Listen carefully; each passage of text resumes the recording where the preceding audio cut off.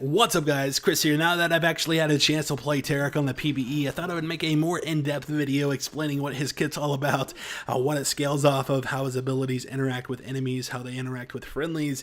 Let's start talking about his passive. This is called Bravado. I pretty much covered this to a T in the last video. The only thing I didn't really mention because it wasn't revealed to us was that it scaled with armor. So the more armor you have, the more damage that the auto attacks are going to do after each ability. So this pretty much brings Battle Taric back into play. This isn't the only skill that scales off of armor either, and I'll talk about this briefly in a bit, but let's move on to his Q. This is called Starlight's Touch, and it scales with health and ability power, so the more HP and more ability power you have, the more healing you're going to do with the Starlight's Touch. And like I said before, it does have charges, 3 charges that it can get up to, and at 3 charges it's going to provide a bigger heal than at 1 charge, obviously.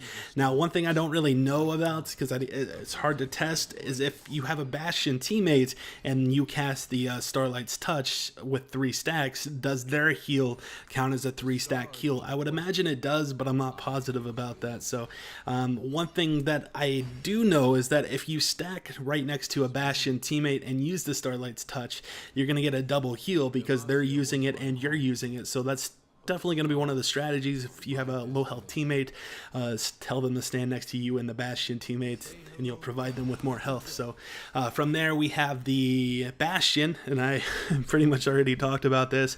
You link to a friendly. If the friendly gets out of range, or if you use it on a different friendly, the original friendly isn't going to be affected by the Bastion anymore. So of course you're going to want to make sure you have the right person bastioned. If you're in a team fight, somebody's gonna die, you want to make sure you throw a bastion on somebody close to that person so you can either save them with a heal or the ultimate, which I didn't even know was possible. The ultimate is actually casted by the person who is bastioned as well, so you can cover a huge amount of real estate because Taric gets the ult and the person who is bastioned is gonna use the ultimate. And then the ultimate itself I'll talk about in a little bit, but it's pretty broken, at least in my opinion. But yeah, Bastion positioning is going to be one of the things Taric, or good Tarics, is going to separate good Tarics from bad Tarics, knowing how to position the Bastion, or making sure the right person is Bastion. So from there, we're going to talk about the Dazzle. Now, Dazzle, one thing I didn't know from the initial reveal is that you can actually cast this while moving. It kind of takes away a little bit of the skill, at least in my opinion. I thought you were going to have to stand still to cast it, which I guess would be kind of, I don't know, clunky in today's League of Legends age, but you can actually move while casting Dazzle, so it's not nearly as hard to actually hit this, or as skillful, at least in my opinion, to hit the skill as I initially thought. And the person you have Bastion as well casts it when you cast it, so you can do like a pincer attack in a way. And the Dazzle does actually cover a pretty big area, especially if both you and the Bastion teammate are close to the same target.